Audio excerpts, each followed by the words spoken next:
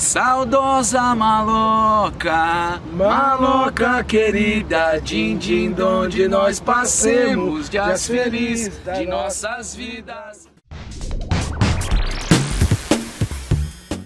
Vai Corinthians! Alô fiel, central do Timão, ó, tô recebendo o Butti e num palco pra lá de sagrado. Afinal de contas, Butti, quantas e quantas histórias do Timão aqui no Municipal, hein? Muita coisa, eu costumo chamar a grade, que eu ficava lá no alto do Pacaembu de grade sagrada, velho. O pessoal que tá na TV Central do Timão vai se deliciar com algumas histórias que a gente vai relembrar junto aqui. Luiz Butti, muitos e muitos quilômetros aí de arquibancadas. Vamos tentar relembrar aqui, Butti, os jogos históricos do Coringão jogando aqui no Pacaembu. E não tem como não olhar para essa fachada e lembrar, recordar grandes momentos. De cara, Butti, na minha cabeça veio 7-1.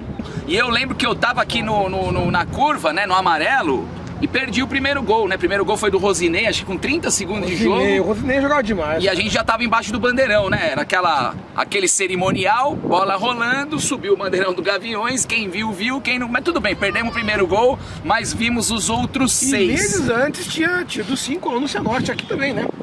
Que foi um jogo importante porque a gente tinha tomado de 3-0 dos caras no Paraná. Tomou de 3-0 do Cianorte, não vai imaginar nunca isso. Você já imaginou ser eliminado pro Cianorte? Tomou gol de bicicleta do Cianorte. Sim, eu lembro.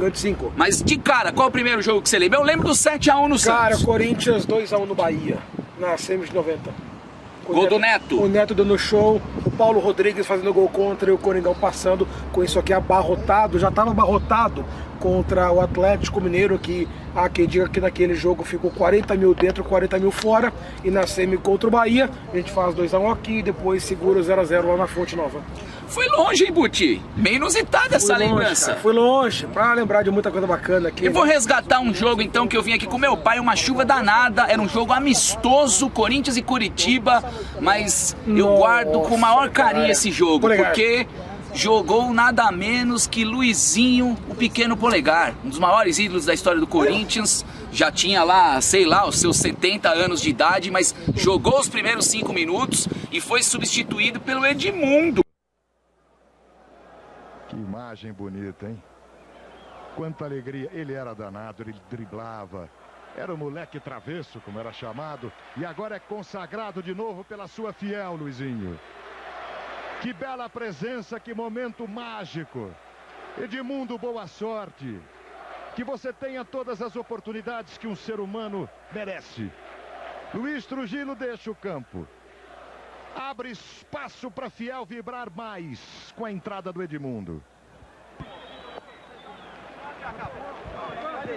Tá certo. Aí agora, Edmundo.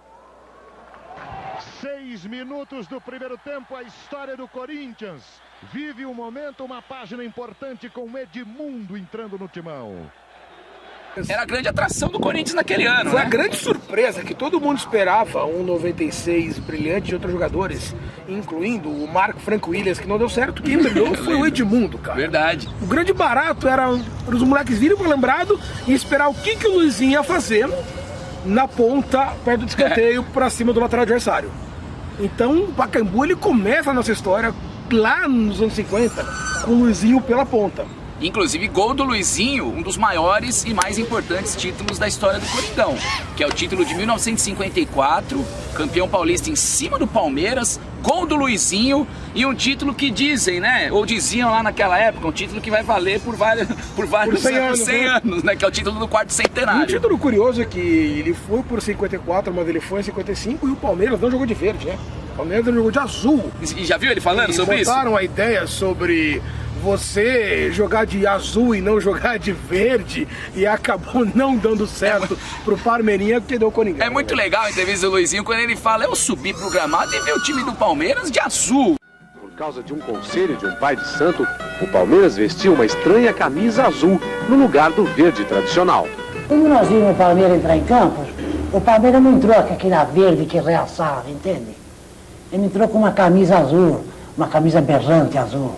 Aquilo parece que esfriou o ânimo de nós, entende? Dos jogadores de bola. O meu, pelo menos, esfriou. Eu não vi o Palmeiras assim, com aquela camisa verde, aquela garra. Falei, caramba, ó, o que está acontecendo aqui? Pensei em mim. Assim foi a fala do nosso saudoso Luizinho, um dos maiores ídolos da história do clube. Ainda no século passado, teve o fim do tabu. Corinthians não ganhava do Santos há 12 anos praticamente. Um Santos de Pelé, Pepe, Coutinho, companhia limitada. Mas o Coringão raçudo, guerreiro, venceu aqui. Flávio Minuano e Paulo Borges. Exatamente, o jogo consagrou aí o Paulo Borges, né, o Buti?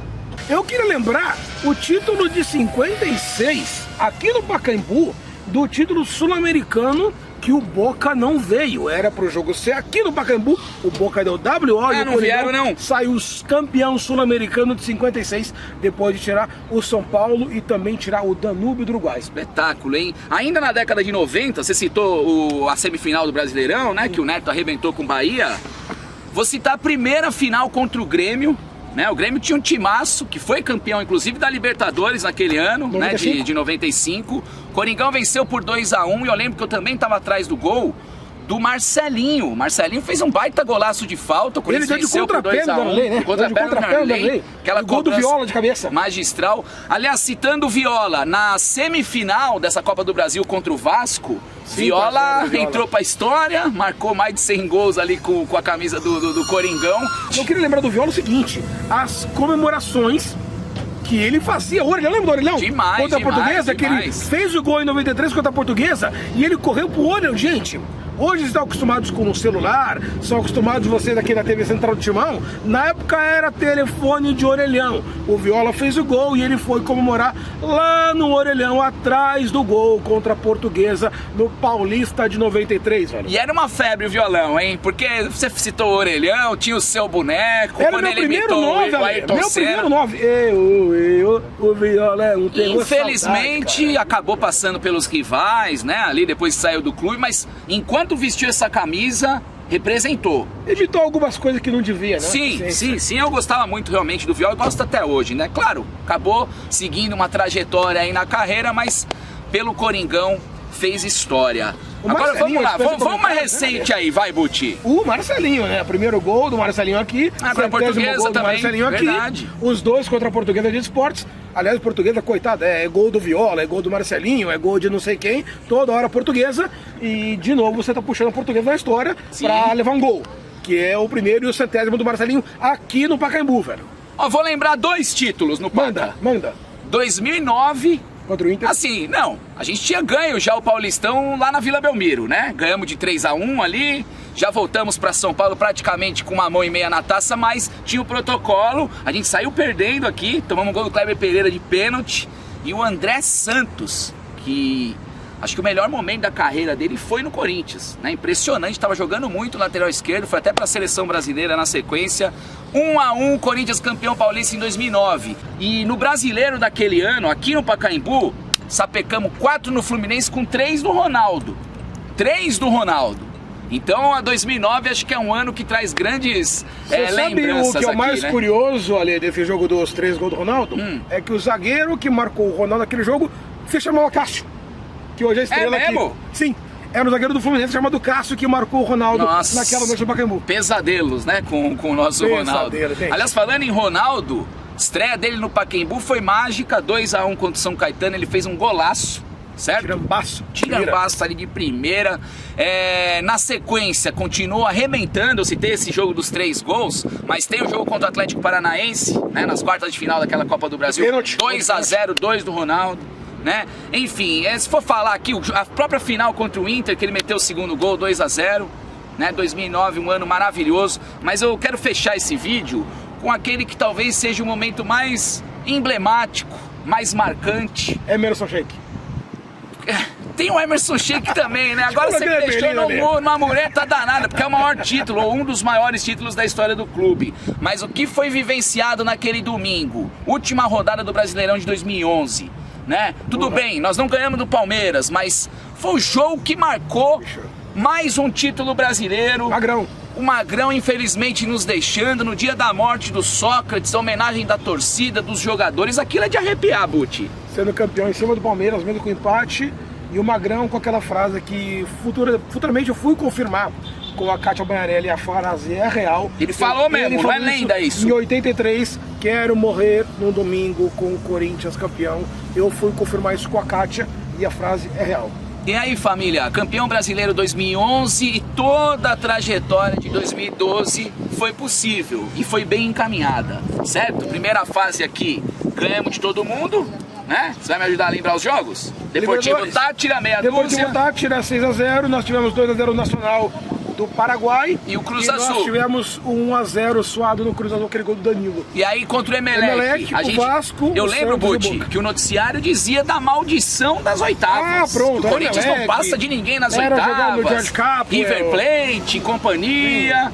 E aí nós passamos pelo Emelec 3-0. Lembro muito bem, gol de Fábio Santos, né? O primeiro gol do jogo, gol importantíssimo do lateral esquerdo, o tio Chico, né? Aí depois nas quartas de final, eu acho que pra muita gente vai ser o jogo mais emocionante da história, que é Corinthians 1, Vasco da Gama 0, o jogo que o Cássio, o gol do Paputa que Paulinho. Aquela capa fantástica do lance. E o Cássio de dedinho tirando a bola do Diego Souza. É pra fechar com chave de ouro, não é, Lê? É, né? Dá uma saudade, né, Buti? Dá uma saudade. E aí teve o gol do Danilo contra o Santos na semi, O ano do 5-0 centenário do no São Santos, Paulo, 5-0. Enfim, recordar é viver e a gente tá aqui no palco iluminado, né? O Vaticano da Bola, cara. O Vaticano da quando eu gosto Bola. de chamar o Vaticano da Bola, cara. E vocês, lembraram de algum jogo marcante aqui no Pacaembu que a gente acabou esquecendo? Comenta aqui embaixo, velho. Vai nos comentários. Deixa seu jogo inesquecível no Pacaembu. Deixa o seu joinha. Não se esqueça de se inscrever na TV Central do Timão, que o Ale e toda a rapaziada da TV tá esperando por você aqui com muito conteúdo bacana do Corinthians. Falou tudo. Tá falado então. Família Central do Timão. Forte abraço. Vai, Corinthians sempre! Tchau!